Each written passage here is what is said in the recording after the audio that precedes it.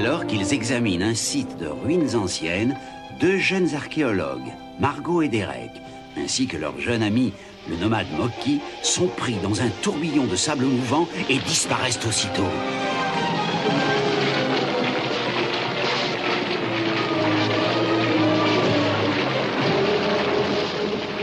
Lorsque le calme revient, ils découvrent stupéfaits qu'ils sont dans une caverne où sont entreposés des objets d'art d'une autre époque et d'une autre civilisation. Et là, sur le portail qui ferme l'entrée de la caverne, ils peuvent lire cette inscription « Quiconque franchit ce seuil remonte le temps ».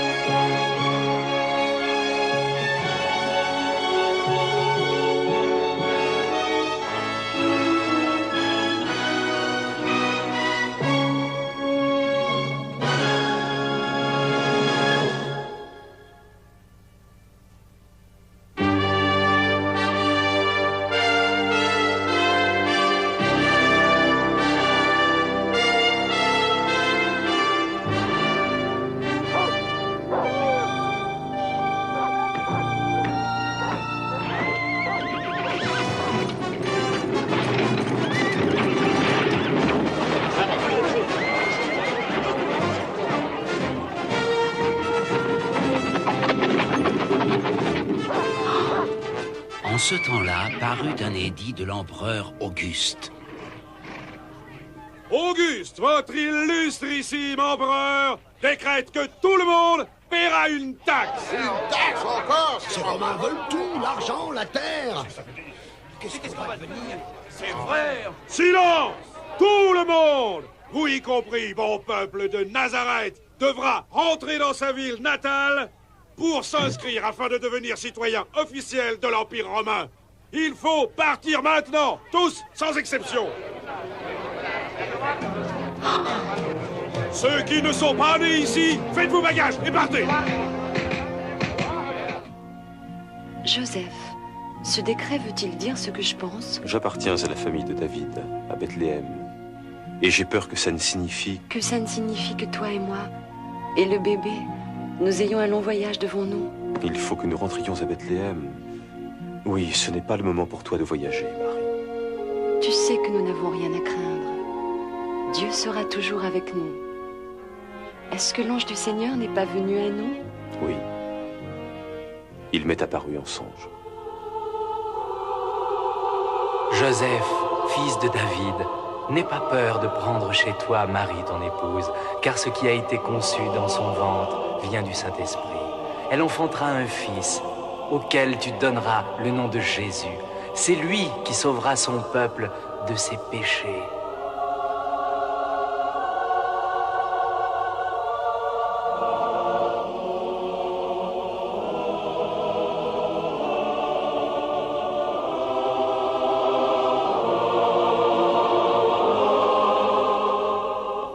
Gabriel est venu à moi.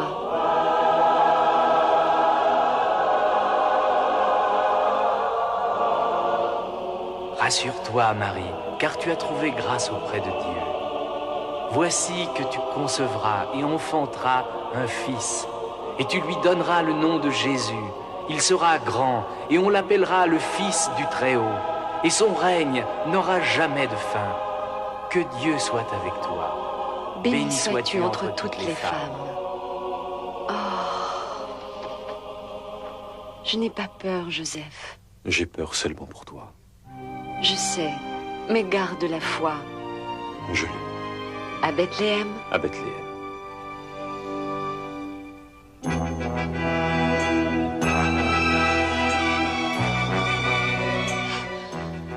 Je pense que nous sommes en Terre Sainte.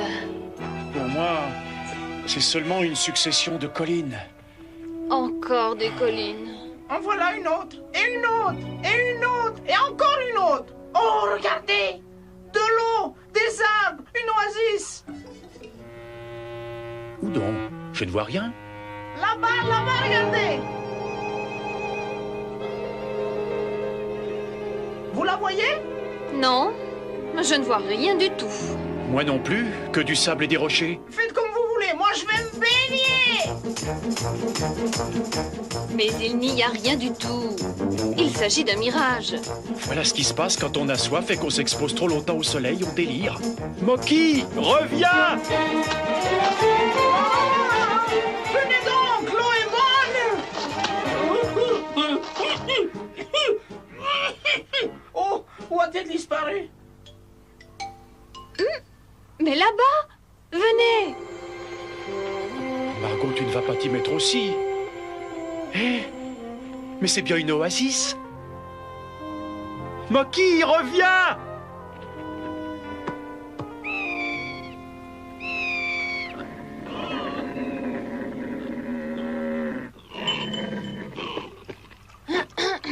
Pardonne-moi, mais tu n'aurais pas une tasse par hasard? Non, mais j'ai une autre en pot de bouc. Tiens, Yasha va te montrer. Allez, à toi maintenant. Merci. Oh! Oh, désolé. Des boissons conditionnées, ça va, mais une autre... Ah là là, bonjour les dégâts. Conditionné? Laisse tomber. Vous allez tous à Jérusalem? Jérusalem? Oh, je savais qu'on était en Terre Sainte. Ça fait tellement longtemps que j'en rêve. C'est là que tu vas, à Jérusalem? Oui. Tout le monde doit s'inscrire dans sa ville natale, et pour moi, c'est Jérusalem. Pour vous aussi? C'est-à-dire... Oui. C'est justement là qu'on va, n'est-ce pas, Derek? Ah, oui, c'est très juste, Jérusalem. Parfait, je vous emmène tous. Cette fois, je vais y arriver. Désolé, monsieur le chameau, mais tu dois pas te laver très souvent, toi. Allez, monte, Moki. C'est celui-ci qu'on prend. Et je disais ça pour rien, monsieur le chameau. D'autres aussi sont en route pour Jérusalem. Les 3 rois mages suivent la lueur d'une étoile qui brille et rayonne dans le firmament. Ce sont 3 rois en quête d'un autre roi, d'un enfant roi. We 3 kings of Orient are, bearing gifts we traverse afar, field and fountain, moor and mountain, following yonder star.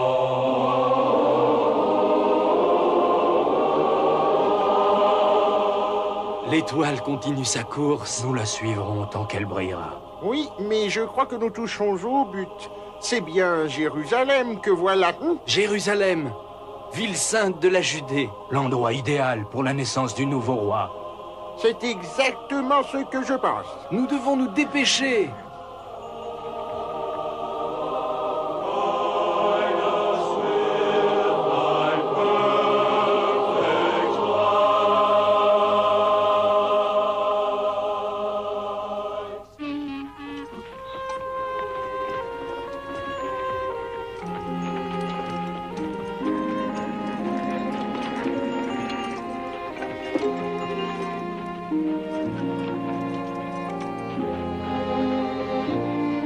Comment te sens-tu? Je m'impatiente. Le bébé attendra que nous soyons à Bethléem. Moi, je veux bien. Les hommes savent ce que c'est qu'un accouchement. Ce n'était qu'un espoir et une prière. Je sais. Reposons-nous cette nuit. Nous serons à Bethléem demain avant le coucher du soleil. Demain.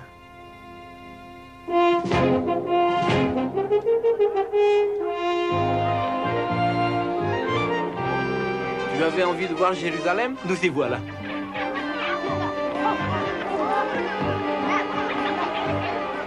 Qu'est-ce qu'on verra d'abord? Tout. Comment on fait pour tenir sur un chameau? C'est facile. Facile à dire. Regardez-moi ça, quelle couleur! Quel parfum! Oh, et ça! Elle te plaît, ma Jérusalem, on dirait. Oh oui! Oh, regardez ces bijoux et ces habits! Viens avec moi, Moki. Allons voir ce qui attire cette foule. D'accord. Nous vous le demandons à nouveau. Y a-t-il ici un nouveau roi? Un nouveau roi? Mais qu'est-ce qu'il raconte? Un nouveau roi? L'idée me plaît assez, mais on a Hérode sur le dos. Quoi? Qui a dit ça? Qui ose insulter Hérode? Je n'en sais rien. Non, bah moi j'ai rien entendu. Hein. Alors, il n'y a pas d'enfant roi ici à Jérusalem.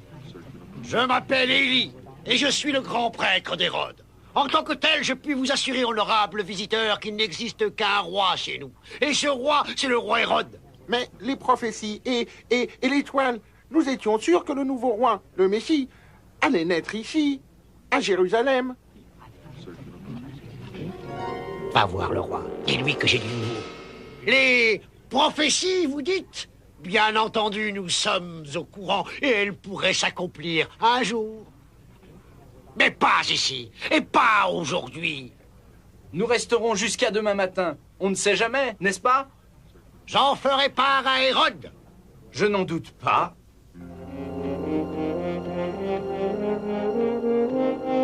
Qu'est-ce que c'est que cette histoire? Je vais trouver Margot. Je n'en suis pas sûr, mais je commence à avoir un pressentiment extraordinaire. Moi aussi. Et ça s'appelle la faim. Oh, regarde-moi ces melons. Toi, là, tu veux m'aider à charger la charrette? Après, tu te serviras. Oh, je peux avoir les melons d'abord? Non. Ils sont bien mûrs? Va voir toi-même. Aïe! Voilà la part que tu auras. Et maintenant, au boulot. Ils sont riches, sire. Ce sont 3 hommes importants, cela ne fait aucun doute. Et ils ont ressorti cette idée d'un nouveau roi. Voilà qui est bien joué. Merci, sire. Ce n'était pas à toi que je parlais, mais aux singes.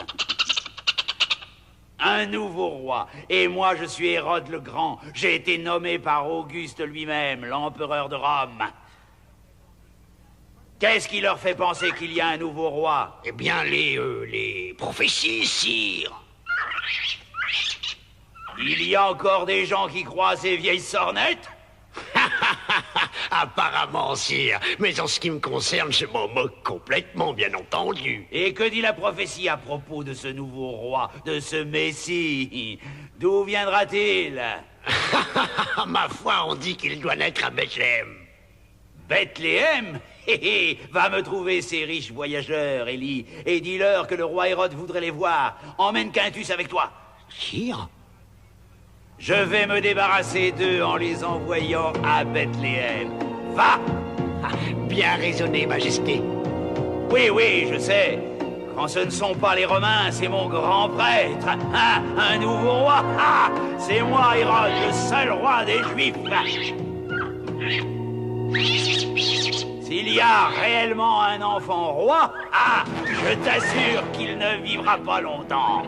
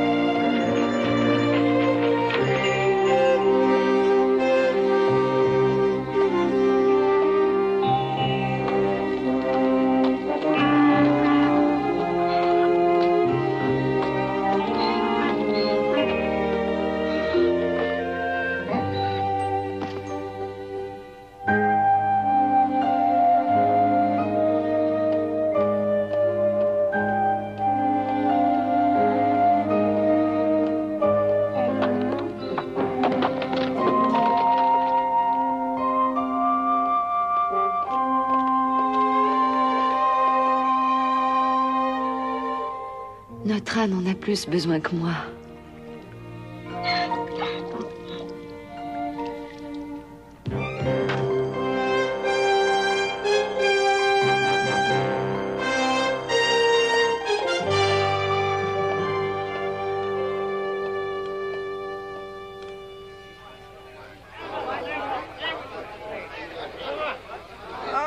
Plus qu'un melon. Ensuite, j'ai fini. Hé, attends un peu, je ne sais pas si... C'est bien ce que je disais, j'ai fini.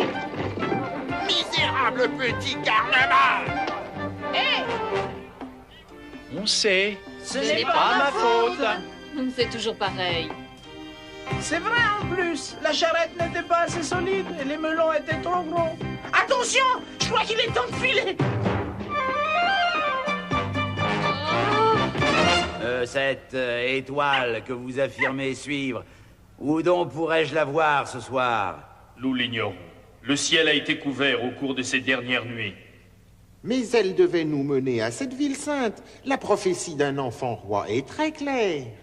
Ah oui, bien sûr, je sais, mais elle n'a pas spécifié Jérusalem dans mon souvenir. Le nouveau roi devait naître à Bethléem. Oui, Bethléem, voilà, c'est bien ça. Je connais cette ville. Quelle heureuse coïncidence! Vite, allez-y, sans tarder, allez voir la prophétie s'accomplir.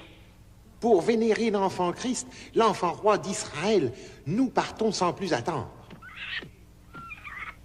Oui, mais je vous demanderai un petit service. Quand vous trouverez l'enfant, faites-le moi savoir tout de suite, afin que j'aille moi aussi lui rendre hommage. Comptez sur nous, roi Hérode. Nous n'oublierons jamais votre bienveillance. Élie, que Quintus et ses gardes romains les suivent avec discrétion et qu'ils me tiennent informé directement. À vos ordres, Majesté. Affaire réglée, une fois pour toutes.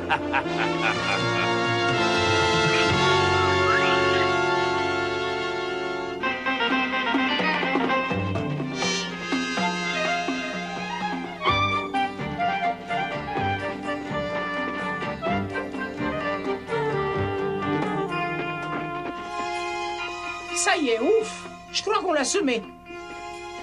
En revanche, on a hérité d'un garde romain. Vite! À l'intérieur. Vous avez bien compris? Suivez ces 3 voyageurs jusqu'à Bethléem. Oui, oui. Et s'il tombe à genoux devant un bébé qui pleurniche, je le signale tout de suite au roi Hérode. Je suis romain. Inutile de me répéter un ordre. Ça me revient, j'ai de nouveau ce pressentiment bizarre. Bethléem, un nouveau-né. 3 voyageurs? C'est peut-être les gens riches qu'on a vus cet après-midi, ceux qui étaient habillés comme des rois. 3 rois? Oh, Derek, ce n'est pas possible. Nous devons en avoir le cœur net. Il faut aller à Bethléem. Mais comment faire pour nous y rendre? Yasha! Oh non, je veux pas remonter sur ce chameau.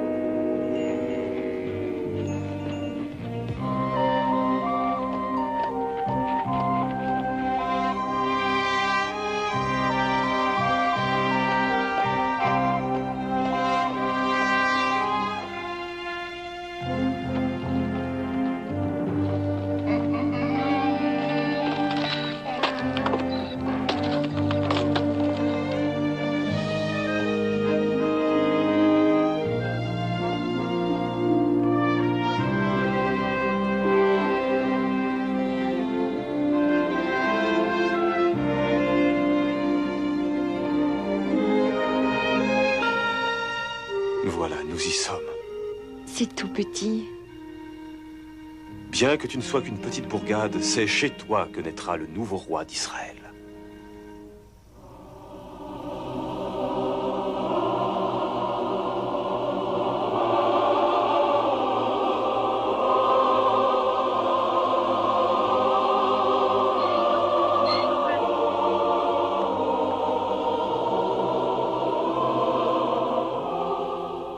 Je crois qu'il faut faire vite. D'accord. Allez, en avant. Allez. Courage, Marie. Tout ira bien.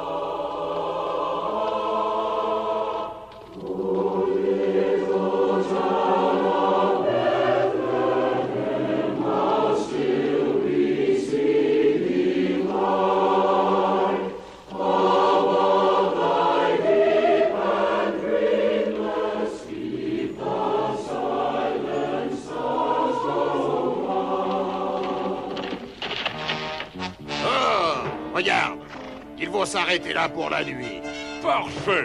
Quand il fera noir, nous pourrons nous rapprocher. Oui, peut-être apprendrons-nous quelque chose qui nous vaudra une prime de la part du roi Hérode. Oui, ça me plairait assez.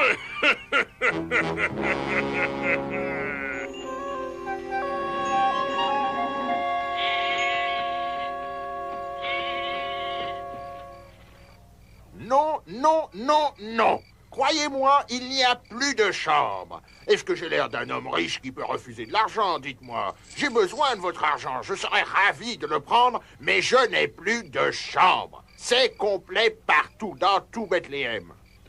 Mais où peut-on loger? On a voyagé pendant des jours. Vous n'êtes pas les seuls, tout ça pour une taxe. On en a marre, nous, des Romains. Pardonnez-moi, cher ami Romain. Allez, circulez, vous aussi.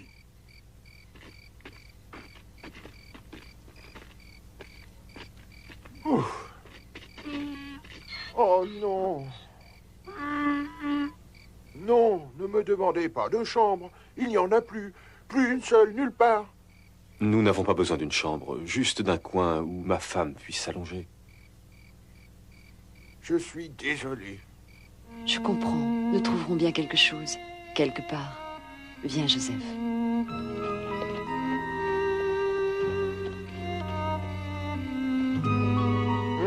Attendez! Il y aurait bien... Ça ne vous plaira pas, mais j'ai quand même... Enfin, c'est tout ce que j'ai. Mais si vous voulez... Ça ira. C'est une étable. Enfin, pas vraiment une étable. Ce serait plutôt, disons, un endroit qui sert d'abri pour les animaux. Mais il y a quand même un toit. Et puis du foin en abondance. Nous la prenons. Vous la prenez? Ça alors? Vous êtes sûr? Votre âne y sera content.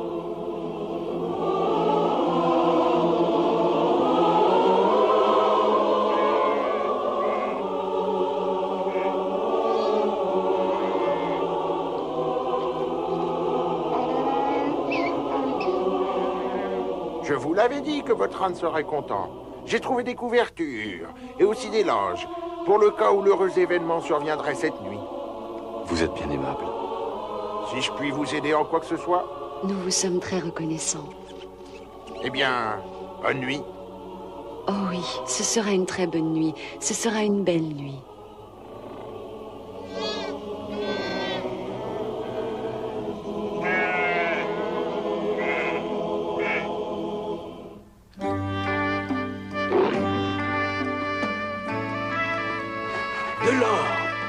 De l'or, tel est le présent que j'offrirai à l'enfant roi.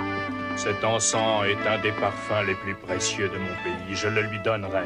J'offrirai à l'enfant roi l'encens le plus rare au monde, la myrrhe. Mais en réalité, ce sera lui, le nouveau roi, qui sera un cadeau pour nous tous.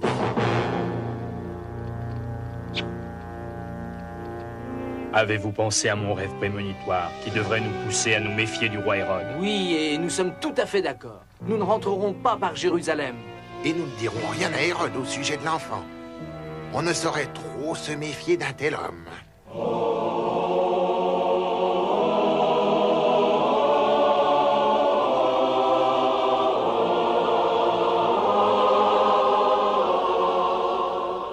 Quelle nuit grandiose et admirable. L'étoile! L'étoile est de retour! Suivons-la! Suivons-la!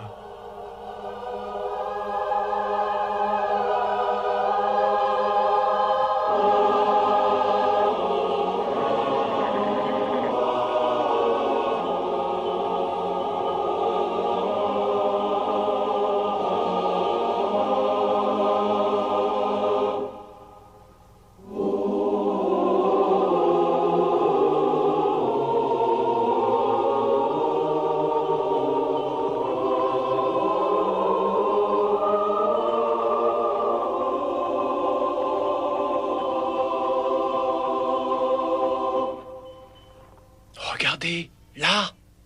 Oh, Derek, c'est l'étoile. C'est l'étoile de Bethléem.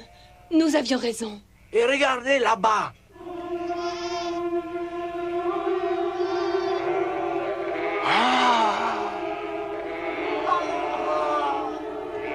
Allez, avancez! Plus vite, allez! Ce sont mes amis. Je dois les rejoindre.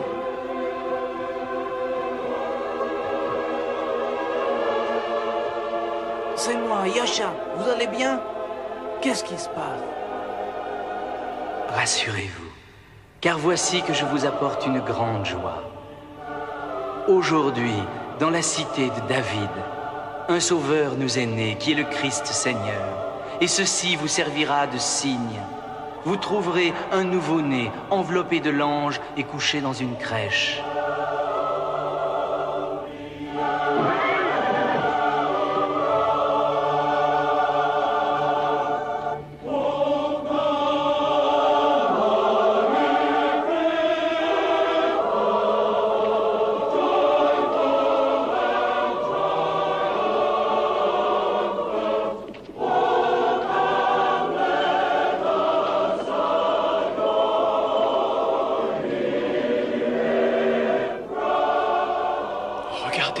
Des soldats romains. Plus vite, plus vite! Mais ils vont dans la mauvaise direction! Ils retournent à Jérusalem. Il faut les arrêter. Les arrêter? Comment? Et pourquoi? Parce que le roi Hérode ne permettra pas que cet enfant vive. Tu veux dire qu'il va le tuer? Oui. Hérode a peur de lui. Cet enfant est le nouveau roi d'Israël. Le Messie. Il faut faire quelque chose. Suivez-moi. Non, Derek, arrête. Laisse-les informer Hérode, c'est sans importance. Quoi? Tu ne te rappelles pas? La Bible dit qu'un ange apparaîtra à Joseph et l'avertira. Alors lui et Marie et l'enfant s'enfuiront et atteindront sains et saufs l'Égypte. Oh, ça alors? Oui, c'est vrai. Oui, c'est évident. Marie? Joseph? L'étoile? Nous sommes à Bethléem? Ah, le Messie! Alors ça veut dire que ce soir, maintenant? Oui, ce soir, c'est Noël, Moki. Le premier de tous les Noëls.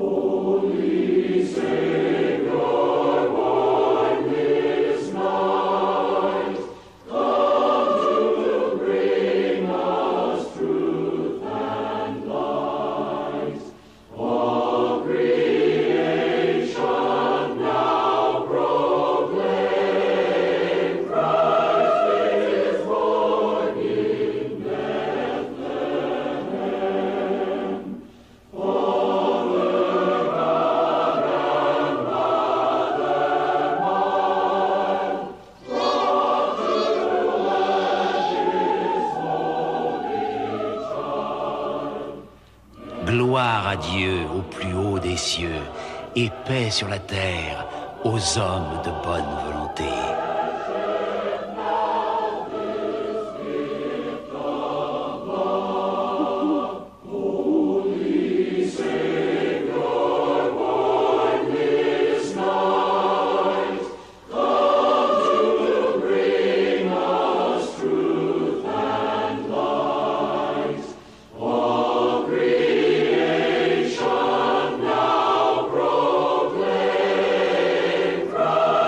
Christ is born.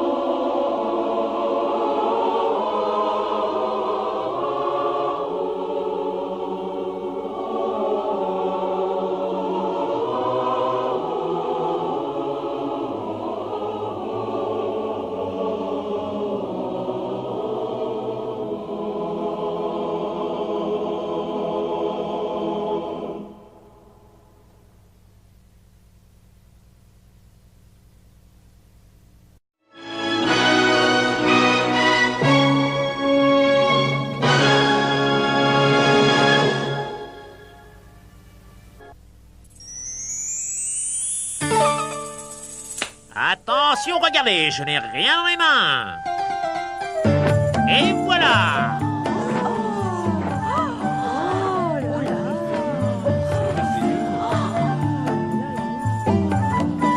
Bravo, bravo, Et hop là.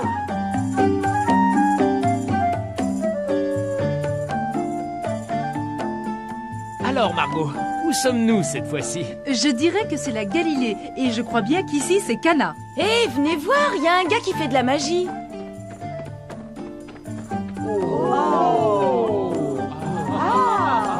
Et là, le fruit d'un de nos amis à plumes, un œuf. Abracadabra.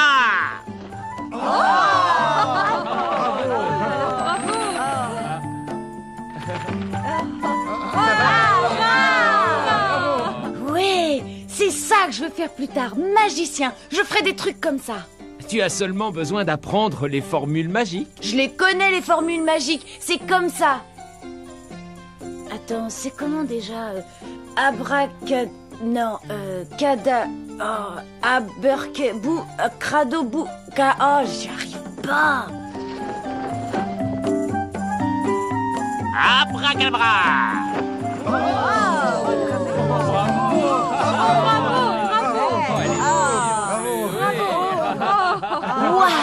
Vous avez vu ce qu'il a fait? Mais c'est un véritable miracle! Non, jeune homme, c'est de la magie.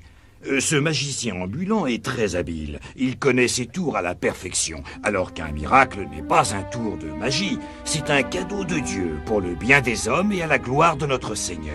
Je m'appelle Benjamin. Il semble que vous ayez fait un très long voyage. Oui, nous sommes partis depuis bien longtemps.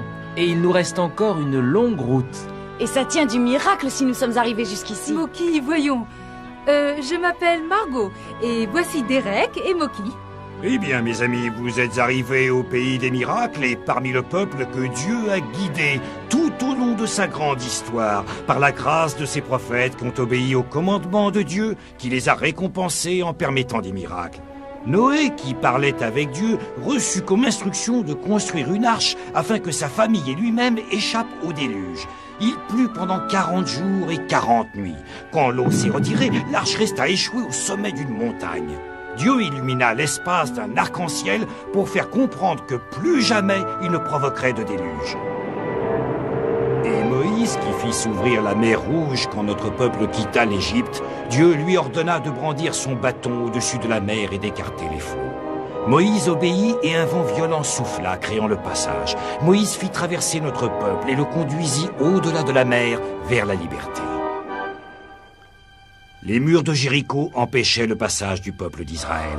Josué était leur nouveau chef. Il suivit à la lettre le plan de bataille dicté par Dieu. Il entraîna son armée pendant 7 jours autour des murailles, puis une énorme clameur fit s'écrouler les murs, permettant au peuple de gagner la terre promise. Le géant Goliath, avec l'armée des Philistins, affronta les Juifs. Et le petit David, guidé par Dieu, au moyen d'une fronde, terrassa le géant.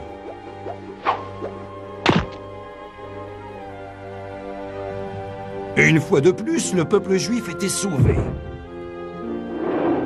Daniel, le prophète, fut jeté dans la fosse aux lions pour désobéissance au diktat du roi qui interdisait à chacun de prier son Dieu. Grâce à sa foi et à ses prières, les lions devinrent doux comme des agneaux. C'est ainsi que Daniel fut sauvé des lions affamés.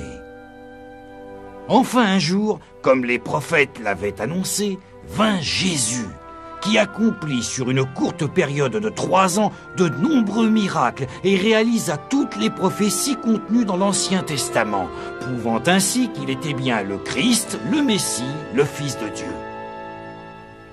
Certains de ces prophètes anciens sont encore très présents dans nos mémoires. Dis donc, Derek, c'est pas si vieux que ça. Il y a tout juste 15 jours qu'on a rencontré le vieux Moïse. Nous parlions il y a quelque temps des miracles de Jésus, et nous aurions voulu voir de nos yeux des miracles. Eh bien, mes amis, vous avez devant vous la preuve vivante d'un des miracles réalisés. Comment ça? Je suis né dans la cité de Naïm, à quelques lieues d'ici, en direction du sud. J'y vivais avec ma mère. Elle était veuve et j'étais son seul enfant. Pendant mon adolescence, je tombais très malade et je mourus. Oh!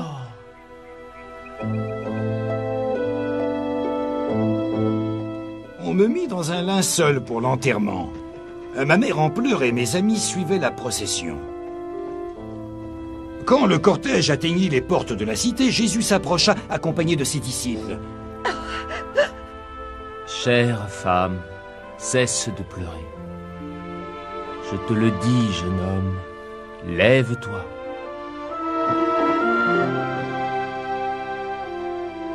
Oh, quoi? Où suis-je?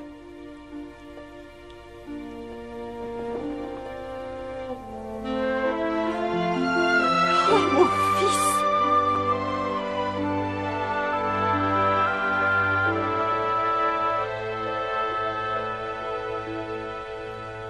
Eh oui, Moki, c'est la vérité. Et tu réussis le même tour que le magicien. J'ai appris la formule magique. Chaque année, je ferme mon échoppe pendant plusieurs jours et je suis le chemin que Jésus a parcouru et je me rappelle tout ce qu'il a accompli. Vous aimeriez venir avec moi, tous les trois? Je vous montrerai les endroits où il accomplit certains miracles. Ce serait magnifique. C'est une bonne idée. Allez, viens, Moki, viens, je te dis. Non, non, non, attendez, j'ai compris le truc de l'œuf et de la colombe. Et j'ai retrouvé la formule magique. Akadabra, maradaba. Oh, je me suis trompée, j'ai dû bafouiller pendant que j'ai récité la formule. Bon, n'insistons pas. Si on y allait? J'ai préparé des provisions pour le trajet. Attendez, je vais vous aider à les porter. Vous voyez cette maison là-bas? C'est ici, à Cana, que Jésus accomplit son premier miracle. On célébrait une noce.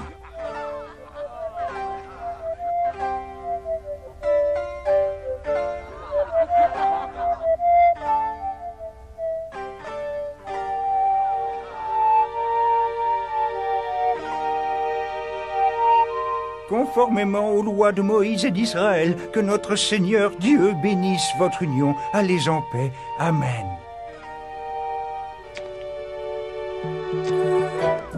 La mère de Jésus, Marie, était au service.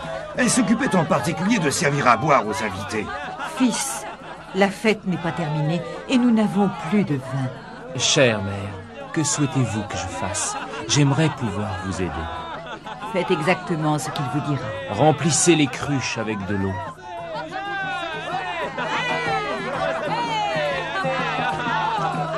Versez-en dans une coupe et donnez-la au maître de maison pour qu'il goûte.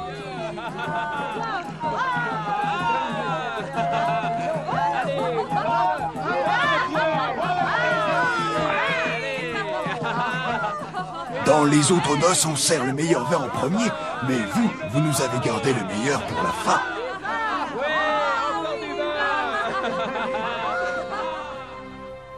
Dites donc, en faisant des trucs pareils, il devait être invité tout le temps. C'était sa façon de rendre service. Il accomplissait ses miracles pour deux raisons, Margot. Tout d'abord, il ne pouvait rien refuser à sa mère. Ensuite, et c'est ce qui est important, cela augmentait la foi de ses disciples en son pouvoir. Je suis sûre que je peux réussir le tour de l'œuf et du pigeon. Regardez. Kadaroni Radaka. Non, c'est pas ça. Bao, padaboum, boum. Oups. Ah. D'accord, je te le rends. Faut pas se mettre dans un état pareil pour un œuf.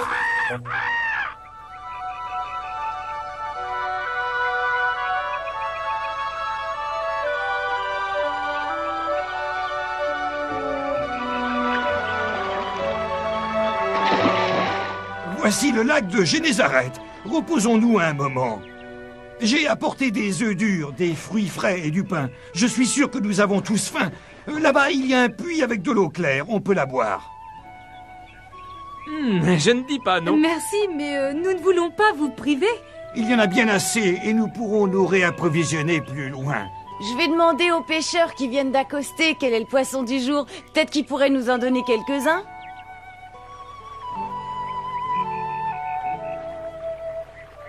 Oh, regardez, Moki revient bredouille. Bah, ils n'ont rien attrapé de toute la journée. C'est à cet endroit et dans les mêmes circonstances que Jésus rencontra Pierre et son frère André, ainsi que Jacques et son frère Jean. Jésus était en train de parler à la foule près du lac. Tout le monde voulait l'écouter. Alors Jésus monta dans le bateau de Pierre. Éloignez-vous vers le large et jetez vos filets que l'on prenne du poisson. Maître, nous avons pêché toute la nuit et nous n'avons rien pris. Mais si vous l'ordonnez, nous essaierons encore.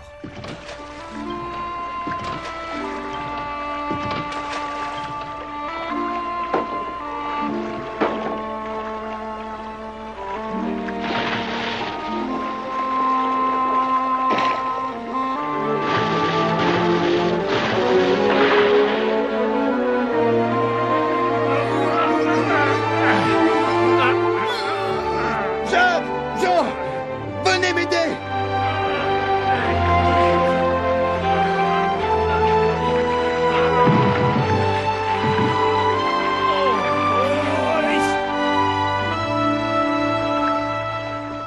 Oh, Seigneur, oublie le pécheur que je suis. Mes fautes sont trop grandes. Je ne suis qu'un pauvre homme. Je ne suis pas digne de ta présence. Oh Pierre, tu n'as pas à avoir peur. Tu vas me suivre et tu deviendras avec tes frères un pêcheur d'âmes. Ainsi, Pierre, André, Jacques et Jean devinrent ses disciples. Oui, ils abandonnèrent leur métier pour accompagner Jésus. Ils ont abandonné les poissons? Exactement, Moki. Je crois qu'ils étaient les seuls à savoir que c'était un miracle. La population sur les bords du lac a pensé qu'ils étaient chanceux. Et les potes, regardez! Cette fois, je la connais, la formule magique. La fin, c'est la fin. Un œuf est un œuf. Je vais faire disparaître par magie cet œuf. Et voilà, je pense que l'on peut dire que l'œuf a disparu. Nous arrivons à Capharnaüm. Vous voyez là devant la garnison romaine, Jésus a accompli un merveilleux miracle ici. La nouvelle de ses exploits s'était répandue à travers le pays.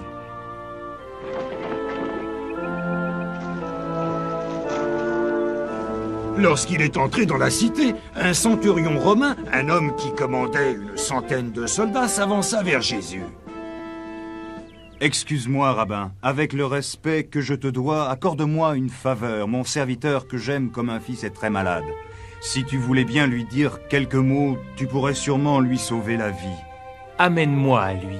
Maître, je ne suis pas digne que tu entres dans ma maison.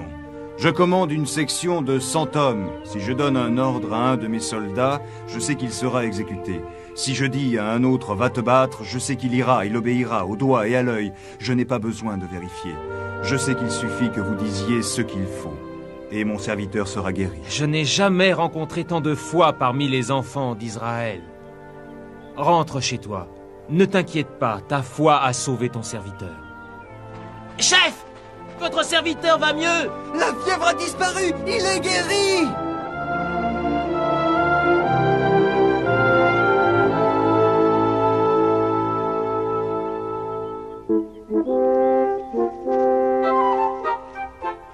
Mais les Romains sont pas sympas. Oups. Pourquoi a-t-il voulu les aider? Ils ont fait tellement de mal aux Juifs. Oui, et parce qu'ils ont laissé faire, il a été crucifié. Il aidait aussi bien les Juifs que les païens. C'est très juste, Margot. Et maintenant, beaucoup de ces païens sont devenus des fidèles de Jésus. Une foule nombreuse le suivait partout où il allait. Tous voulaient entendre la bonne parole. Jésus se sentait fatigué et avait besoin de repos. Alors la foule se dispersa. Mes amis, traversons le lac, allons de l'autre côté. Nous prendrons un peu de repos.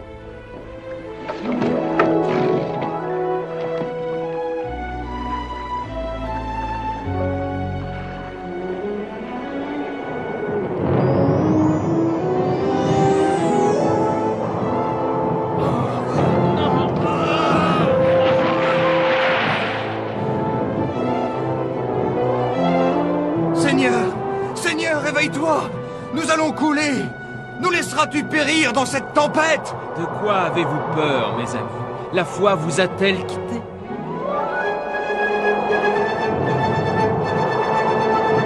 Tempête! Calme-toi!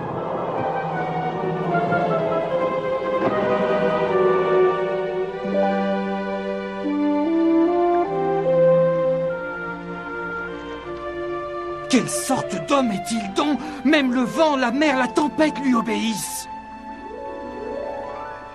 Ça devait pas être une vie pour Jésus, il devait être fatigué. Il a fait beaucoup en peu de temps. Il disait qu'il accomplissait le travail de son père, c'est tout.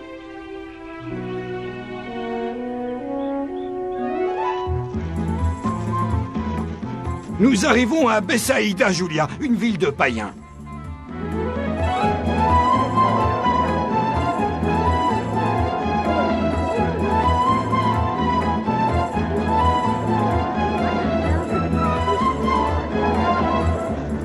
Oh, il y a des choses magnifiques à voir ici. Ouais. Je dirais même plus, 2 très jolies choses. Hé hé hé, pas mal, elles sont pas mal du tout.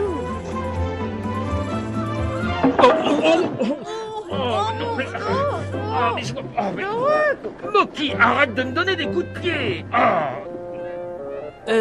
On a trébuché. Voilà ce que c'est de regarder les filles. Il y avait un homme qui vivait dans cette cité, un homme qui ne pouvait apprécier ces jolies choses. Il était aveugle. Il avait appris que Jésus se trouvait dans la cité. Il demanda à ses amis de le conduire auprès de lui. Maître, notre ami qui est aveugle nous a prié de l'amener à toi, afin que tu puisses lui redonner la vue. Viens avec moi.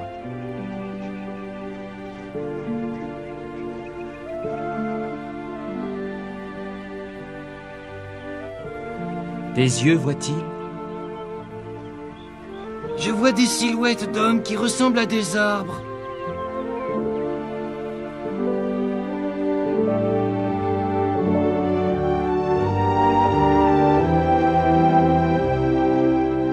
Ça y est, je vois, je peux voir.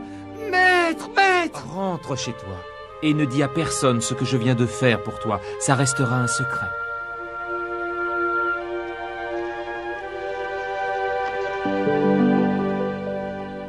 Pourquoi Jésus ne voulait pas que l'homme raconte ce qu'il avait fait? Jésus devinait que le temps de son ministère touchait à sa fin, et il avait besoin de temps pour s'isoler avec ses disciples et leur prodiguer son savoir. Afin que son œuvre puisse se poursuivre après lui?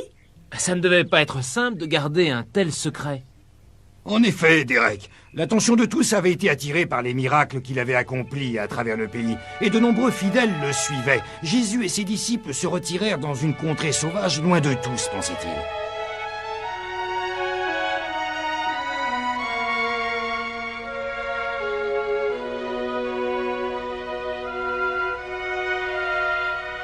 Cependant, la foule n'abandonna pas, et plus de 5000 personnes le retrouvèrent. Je vais leur demander de s'éloigner. Non, ce sont des agneaux. Ils ont besoin d'un berger. Les heures passaient, la nuit approchait, et ses disciples commençaient à se faire du souci. Maître, nous devons renvoyer ces gens afin qu'ils puissent trouver sur leur route des provisions. C'est à nous de les nourrir, nous ne pouvons pas les renvoyer comme ça. Philippe, où pouvons-nous trouver du pain pour que tous puissent manger? Même s'il était possible d'acheter pour 200 shekels de pain, il n'y en aurait pas assez pour distribuer un morceau par personne. Oh, pardonnez-moi, maître, acceptez ma pitance. Seigneur, ce jeune homme t'apporte son repas. Et que contient son panier? Seulement des miches de pain de seigle et 2 poissons. Merci bien, mon fils. Apportez-moi des paniers d'osier.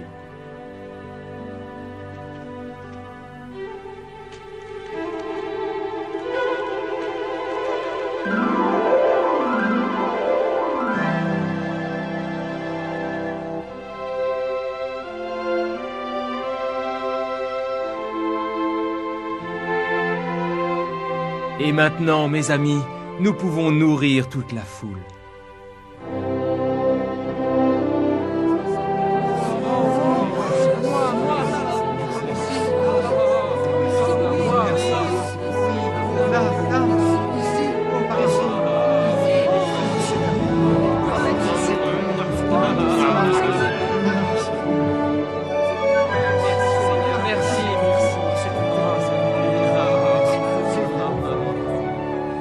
L'excitation était à son comble après ce miracle. Ils voulaient tous que Jésus soit leur roi. Ça aurait été merveilleux d'avoir un roi qui règle les problèmes par le fait de ses miracles. Hé, C'était une chouette idée. Toi, ça t'aurait bien arrangé, hein, Moki? Mais rappelez-vous, il a dit que son royaume n'était pas sur terre, c'était le royaume des cieux.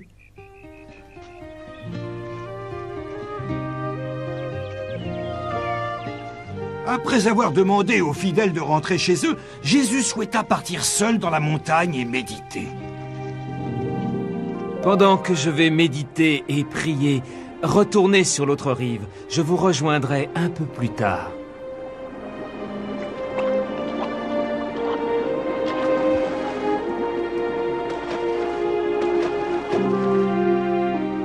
Jésus resta seul et pria pendant plusieurs heures.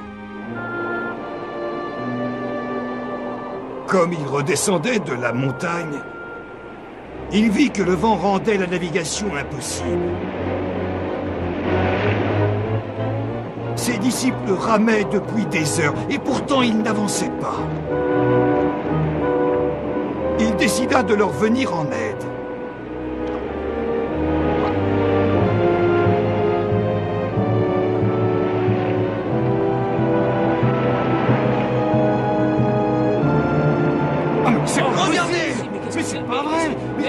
C'est un fantôme! Réjouissez-vous. N'ayez pas peur. Ce n'est que moi. Seigneur, si c'est vraiment toi, laisse-moi te rejoindre en marchant sur l'eau. Viens, Pierre.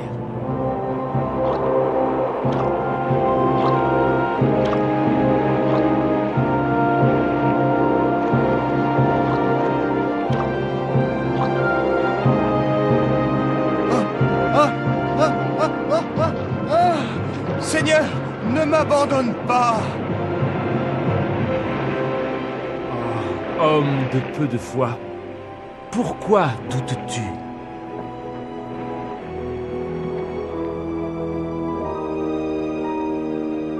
Oui, ça ne fait aucun doute, tu es bien le Fils de Dieu.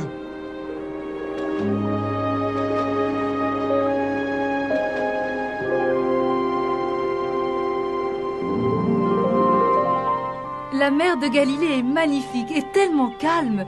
Je peux imaginer Jésus marchant sur l'eau devant moi. Ce Jésus, il savait régler les problèmes. Pierre était pas mal, non? Jusqu'à ce que le doute affaiblisse sa foi. Exactement, Derek. Il y aura toujours ceux qui laisseront le doute détruire leur foi et les empêcher d'accéder aux plus grandes bénédictions. Dieu aime ses enfants. Eh bien, mes jeunes amis, si nous voulons mettre nos pas dans ceux de Jésus, mieux vaudrait nous mettre en route. Le chemin est encore long. Plusieurs chemins, d'ailleurs. En fin de compte, tout bien réfléchi, nous ne faisons que ce que Jésus nous a demandé. Mettre nos pas dans les siens. Il a fait tant de miracles grandioses. Guérir les malades, réanimer un mort, redonner la vue à un aveugle. Et nourrir tous ces gens avec quelques morceaux de pain et du poisson? Ces miracles sont le signe qu'il est le Christ, le Fils de Dieu qui enlève les péchés du monde. Et il continue à nourrir les foules du monde entier, simplement avec ses paroles et son enseignement. Bénis soient les simples d'esprit, car le royaume des cieux leur appartient. Bénis soient les affligés, car ils seront consolés. Bénis soient les humbles, car la terre leur appartiendra. Bénis soient ceux qui ont faim, bénis soient ceux qui ont soif de justice, car ils seront récompensés.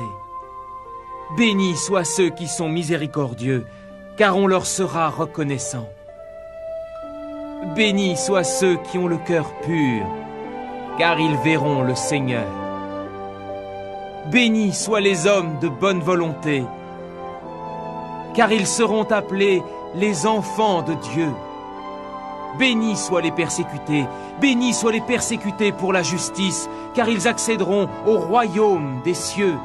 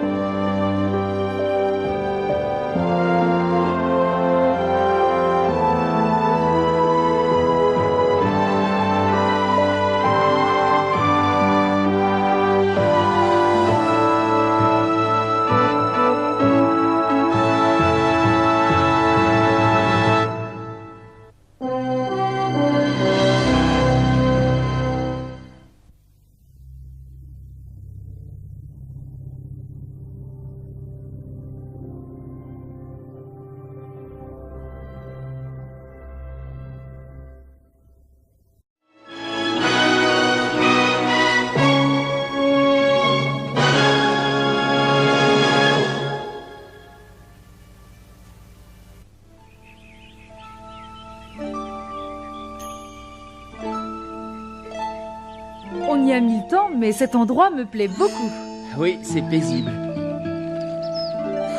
Et amical aussi.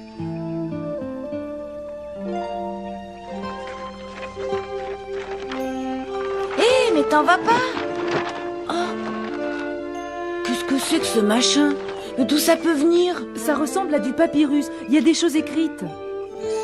On dirait que c'est tombé d'en haut.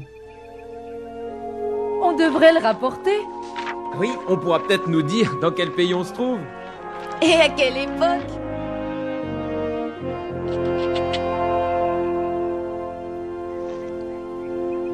C'est alors que la foule cria. Hé, monsieur, on a trouvé votre...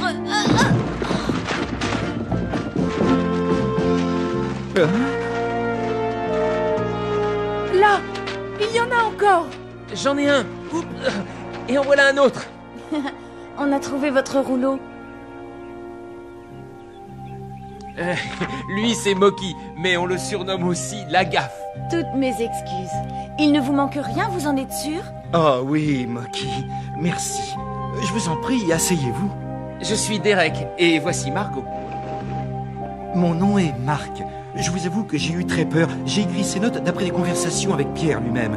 Mon évangile est basé sur nos réflexions. Votre évangile? Marc, quand vous parlez de Pierre, vous voulez dire Saint-Pierre? C'était un pêcheur, tout comme son frère André. Il a vu de ses yeux, il a pu témoigner. C'est vrai, c'était un saint. Vous nous dites que vous écrivez un évangile. Ce sont ces rouleaux? Êtes-vous en train d'écrire la vie et les enseignements de Jésus-Christ? Oui, je ne crois pas qu'on ait déjà écrit cela. Il faut que cette histoire soit connue de tous. J'en étais au passage de la trahison, de sa mort et de sa résurrection. Mais c'est toute l'histoire de Pâques. C'est la raison de ma présence au jardin de Gethsémani, y chercher l'inspiration. Ici, c'est le jardin de Gethsémani? Le jardin où Jésus a prié toute la nuit qui a précédé son... Oui, et cette cité, c'est Jérusalem. Ça n'a presque pas changé depuis 35 ans, quand ces événements se sont passés. Marc, voudriez-vous nous raconter ce que vous écrivez, s'il vous plaît? Eh bien, ce que je relate en ce moment, ce sont les événements de la fin de sa vie. Ça se passait un dimanche. Il faisait très beau. Jésus envoyait un de ses disciples chercher un âne pour entrer dans la cité. En voilà un. Juste où il a dit qu'on le trouverait. À quoi t'attendais-tu, Jacques? À ce que les prédictions de Jésus soient justes sur tout, sauf sur un âne? Dites donc, vous là-bas, qu'est-ce que vous faites? André, dis-leur ce que Jésus nous a dit de répondre dans une telle situation. Le maître a besoin de cet animal.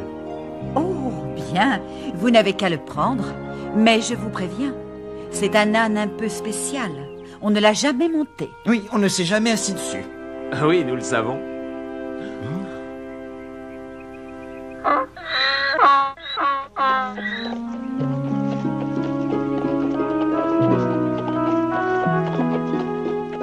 Comme Jésus approchait de Jérusalem, la cité paraissait se préparer à une grande fête. La foule se rassemblait dans les rues et était de plus en plus dense. Le voilà! Il arrive! Il arrive! Oh, c'est bien lui! Qu'y a-t-il? Que se passe-t-il? Qui donc est arrivé? Ah, c'est le prophète Jésus! Jésus de Nazareth, l'homme qui a fait tant de miracles, celui qui a changé l'eau en vin. Celui de la pêche miraculeuse qui a nourri toute une foule avec quelques bouts de pain et de poisson. Certains disent qu'il est le Fils de Dieu. Le Fils de Dieu? Béni soit le roi qui se présente au nom de notre Seigneur. Paix dans le ciel! Gloire au plus haut des cieux!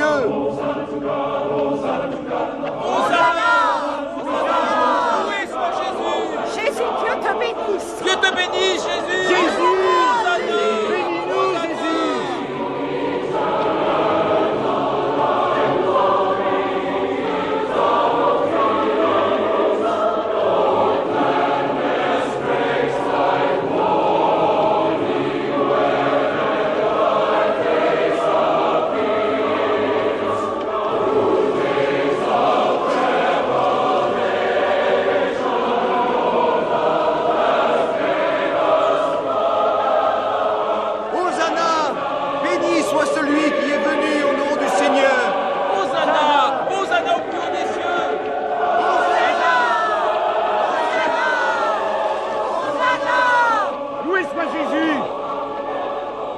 avait dans la cité des hommes qui ne l'aimaient pas.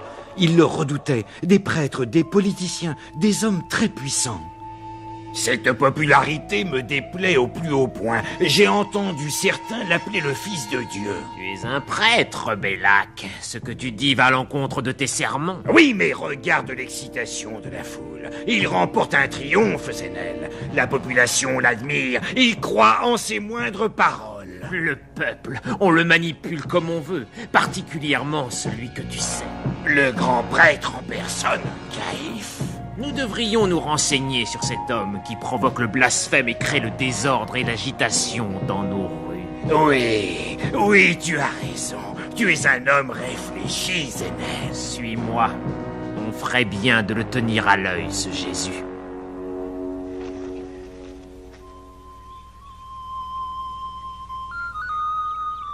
Qu'est-ce qu'ils vont faire, ces deux-là? Ils s'attendaient à ce que Jésus fasse quelque chose qui mécontenterait les hautes autorités religieuses de la cité, et le lendemain, c'est exactement ce qui se produisit.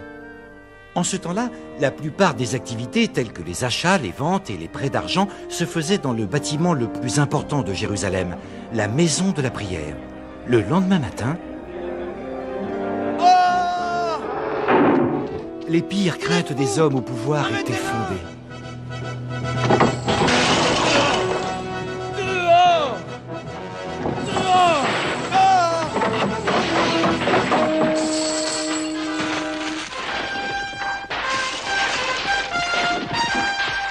Mais qu'ai-je donc fait?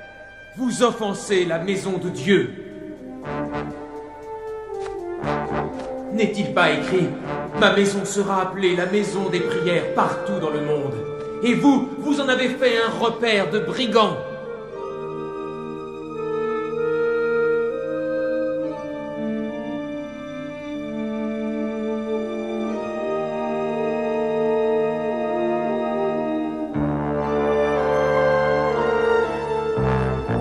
N'avais-je pas raison, Caïphe? N'avons-nous pas bien fait de te mettre en garde, ô noble grand prêtre? La population est attirée par ces idées nouvelles. Blasphématoires, ces idées qu'il leur énonce. Ses partisans sont de plus en plus nombreux. Nous devons faire quelque chose. C'est trop tôt. Pas maintenant. Après que la Pâque ait été célébrée, nous y verrons un peu plus clair.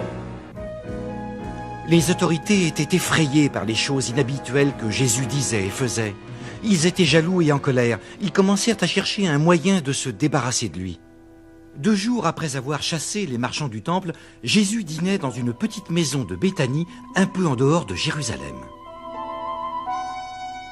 Merci pour ce repas, Simon. Sont-ils nombreux à venir me voir aujourd'hui? Oui, tous les paysans des alentours savent que vous êtes ici. J'ai des craintes, mon maître. Les chefs de Jérusalem surveillent vos faits et gestes. Oui, on l'a entendu dire. Des rumeurs circulent. Judas l'a dit. Les pharisiens ont donné l'ordre que quiconque doit signaler où vous êtes. Devons-nous partir? Non, ils sont trop nombreux à vouloir me voir.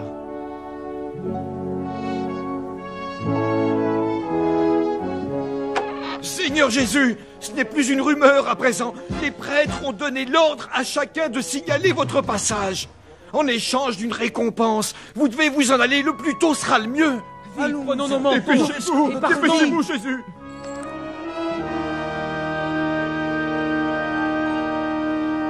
Non, je resterai pour assister aux fêtes de la Pâque ici, dans la cité de Jérusalem. Vous pouvez vous en aller, si vous le voulez. Nous allons rester et nous célébrerons la Pâque avec toi. Nous ne t'abandonnerons pas. Nous irons où tu iras. Je vous dirai où trouver un endroit sûr pour dîner.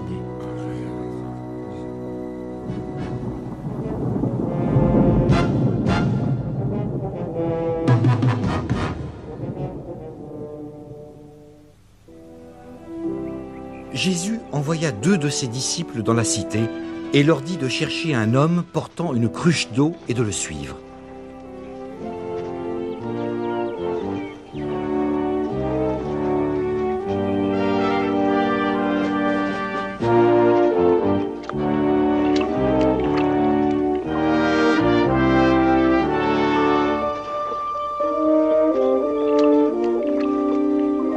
Quelle que soit la maison où ils entraient, ils devaient dire au maître des lieux: Le maître demande où est la salle à manger où je vais célébrer la Pâque avec mes disciples.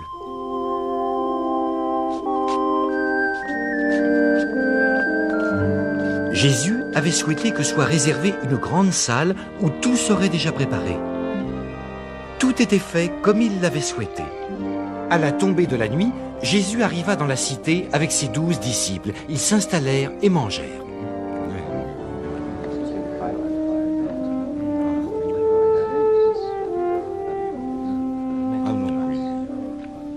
Et tout s'est passé exactement comme Jésus l'avait annoncé.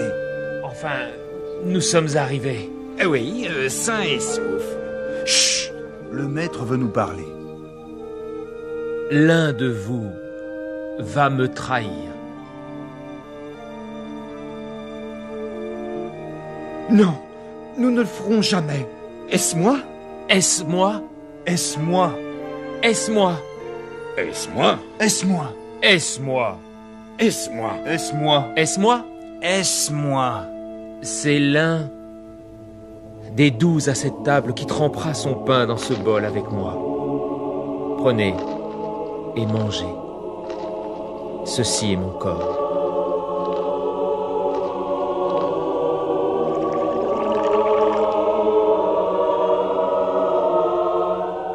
Ceci est mon sang, le sang de l'alliance éternelle, le sang versé pour vous et l'univers, et pour le pardon des péchés.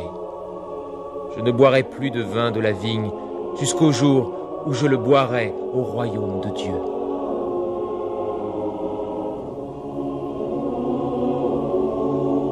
Amen.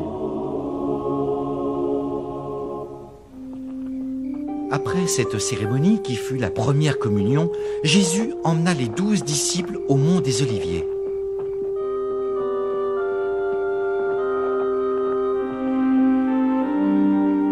Ce soir, vous tous, vous m'abandonnerez. Non, ne t'abandonnerons jamais. pas. Car il est écrit, je frapperai le berger et les moutons seront éparpillés. Mais après m'être relevé, je vous précéderai en Galilée. Non, Seigneur, jamais. D'autres peuvent t'abandonner, mais moi, je ne le ferai pas. En vérité, je vous le dis, cette nuit même, avant que le coq chante 2 fois, tu me renieras par 3 fois. Non, même si je dois mourir pour toi, jamais je ne te renierai. Restez ici, ne vous endormez pas, je vais aller prier.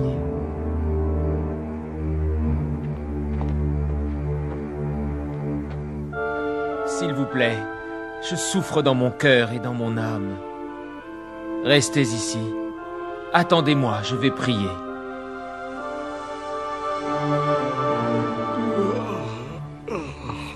Autant s'installer confortablement pour guetter.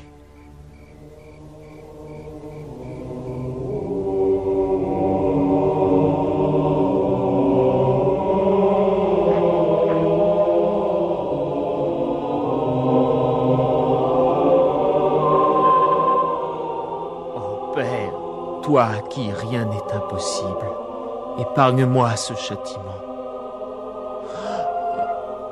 Alors, je ferai ce que tu veux, comme tu le souhaitais.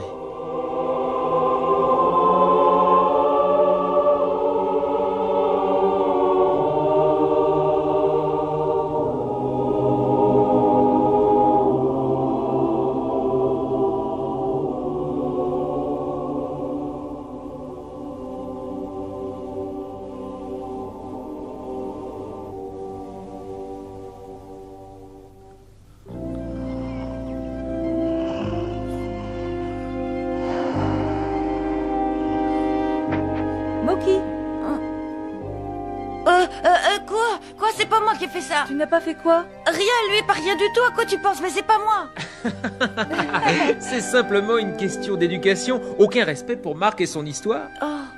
Oh, je suis désolée, mais Mais tu étais très fatigué. Derek et Margot m'ont dit que vous veniez de loin. comme vous dites, de très très loin. Eh bien, Moki, tu as fait comme l'apôtre Pierre en personne. Il s'est endormi lui aussi au même endroit dans ce jardin, alors qu'il était supposé monter la garde près de Jésus. C'est vrai? Oui, mais quand Jésus est revenu auprès de lui après ses prières, Jésus ne lui en voulut pas. Oh Pierre, L'esprit est consentant, mais la chair est faible. Pardonne-moi. Ce n'est rien. L'heure est venue. Le Fils de l'homme a été livré aux mains des pécheurs. Non, Seigneur. Tu as dit qu'il serait ici. Où est-il donc? Parle. Dans le jardin. Suivez-moi. Celui que j'embrasserai sera celui que vous cherchez. Ainsi tu ne pourras pas te tromper. Allez, allez, dépêche-toi.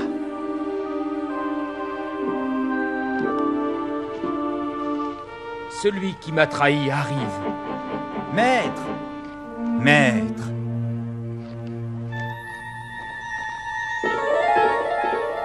Judas! Attrapez-le! Reculez! Laissez-le! Non, Pierre, lâche ton arme. Celui qui vivra par l'épée périra par l'épée. Savez-vous que je pourrais demander à Dieu de m'envoyer 12 légions d'anges pour me sauver? Mais comment les Écritures pourraient-elles se confirmer? Emmenez-le chez le grand prêtre pour le juger.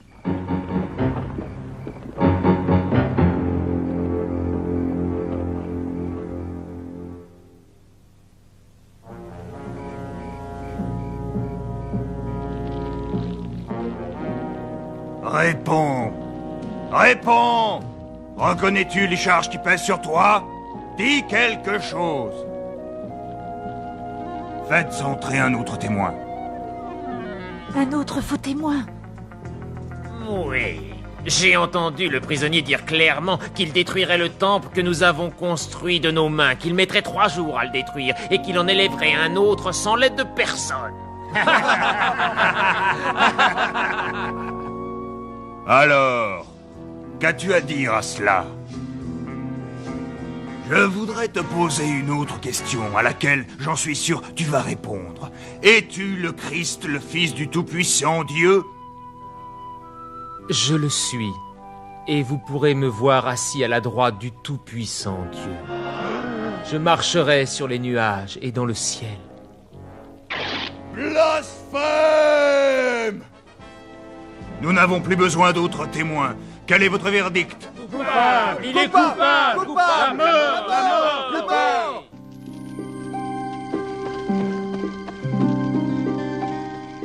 Ils viennent de le déclarer coupable. Il est condamné à mort. Qui?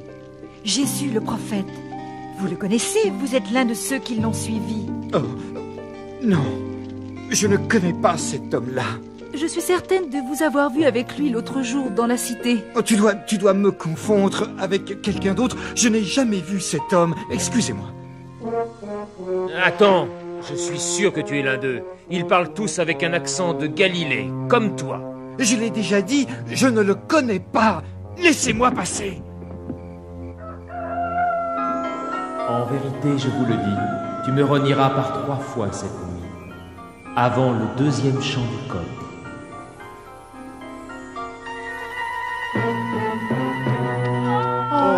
Le malheureux. Oui, il venait de faire précisément ce que Jésus avait prédit. Il l'abandonnait. Mais les autres aussi se sont sauvés. J'aurais jamais fait ça. C'est la vie. Oui, mais Pierre a couru un risque en suivant Jésus. Car c'était le seul qui risquait d'être questionné. C'est exact. Heureusement qu'il a dit qu'il n'était pas un disciple. Ça lui a vraiment sauvé la vie. C'était cousu de fil blanc. Jésus savait tout depuis le début. Et alors ensuite, qu'est-ce qui est arrivé? Oui, continuez. Eh bien, le disciple qui avait trahi Jésus était évidemment Judas Iscariote. Oh, ce gars-là ne me plaisait pas du tout. Judas apprit que Jésus avait été condamné à mort. Laissez-moi parler un instant. Oh, oh, toi le traître, ne me dis pas que tu réclames encore plus d'argent. Non, j'ai péché et j'ai trahi un innocent. Un innocent? Ah! Tu ne sais plus ce que tu dis. Combien a-t-il reçu pour sa trahison? Seulement 30 pièces d'argent. Alors tu as eu ta part, Judas! Reprenez-la. Reprenez tout. Cet argent est maudit.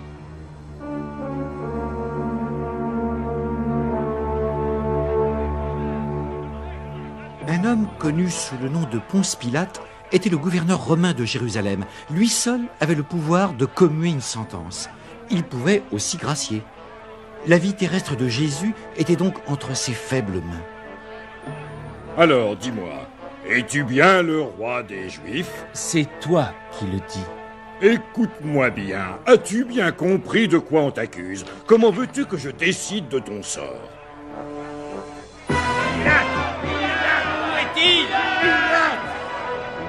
Ce sont ces pauvres prêtres qui t'ont condamné. Ton entrée dans la cité il y a 2 jours a été un triomphe. Ça les a rendus jaloux. Attends un moment.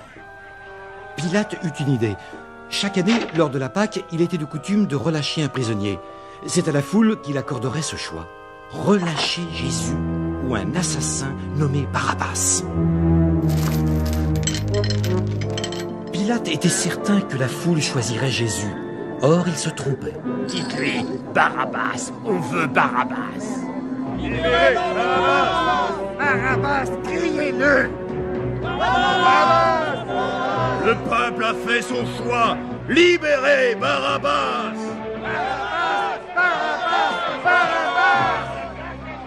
Eh bien, je m'en lave les mains. C'est vous qui avez décidé. Il pouvait tout changer. Pourquoi ne l'a-t-il pas fait? Il voulait donner le choix à la foule. Ça lui servait d'excuse, Derek, mais ça n'aurait rien changé.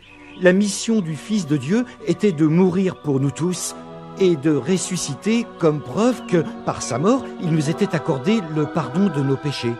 La suite n'est que souffrance, mais la fin est la bénédiction universelle de notre Seigneur.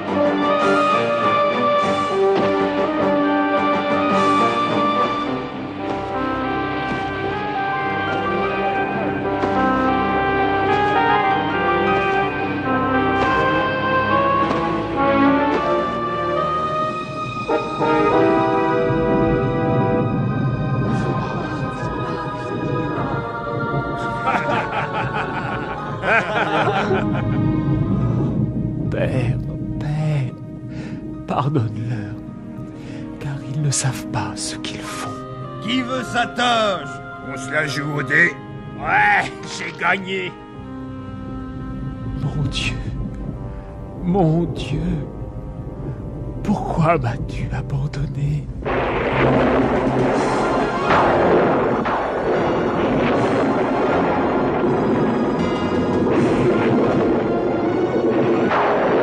C'est la fin du monde.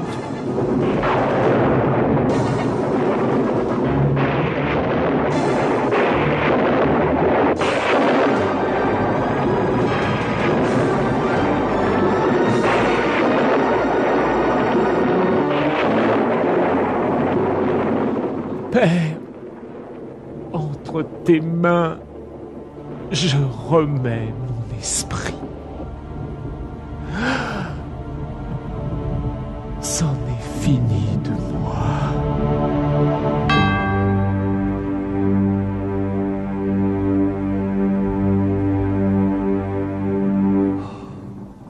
C'était vrai. Cet homme était bien le Fils de Dieu. Même maintenant, ses fidèles se recueillent sur sa tombe. Nous pensons que pendant la nuit, ils déroberont son corps et prétendront qu'il a réalisé sa prédiction. Sa prédiction est de ressusciter des morts d'ici 3 jours. Et alors? Eh bien, s'ils dérobent le corps et disent à la population qu'il est ressuscité, la déception grandira bien plus encore qu'on peut le croire. Nous devons empêcher que l'on s'approche de cet endroit. Oh, je vois. Très bien. Vous pouvez placer des gardes et sceller sa tombe.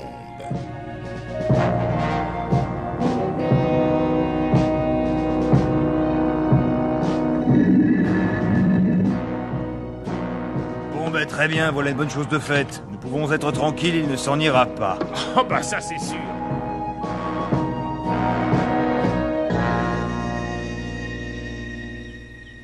3 jours plus tard, après sabbat, 2 femmes se rendaient au crépuscule sur sa tombe. Ah! Oh!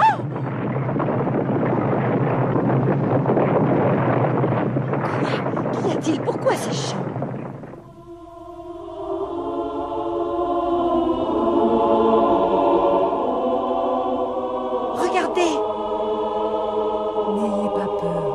Un ange de Dieu a déplacé la pierre de la tombe, et Jésus, qui a été crucifié, n'est plus ici.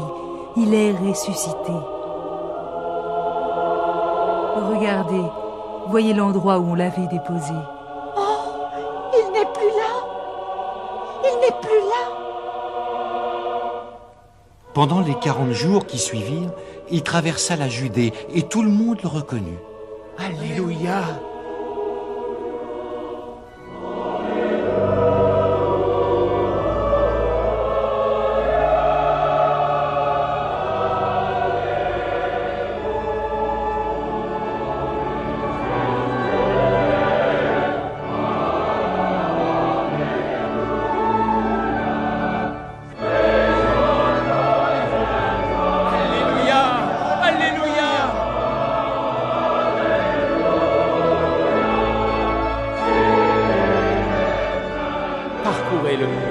Et répandez la bonne nouvelle. Je suis ressuscité. Je suis le Christ. Et vous me verrez, le Fils de l'homme, assis à la droite de Dieu, le Père Tout-Puissant.